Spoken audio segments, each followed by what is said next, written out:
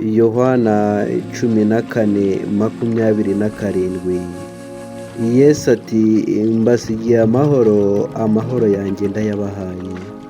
Icyakora simbaha nk'uko ab'isi batanga. Imitima yanyu ntihagarare kandi ntitinye. Mana, mu izina rya Kristo Yesu, ndagushimiye uyu munsi ko wongeye ukampa andi mahirwe. Ndagushimiye ko wongeye ukantekerezaho. Ngusabye amahoro mbonera muri Yesu Kristo. Ntabwo isi impa amahoro nk'uko uyatanga.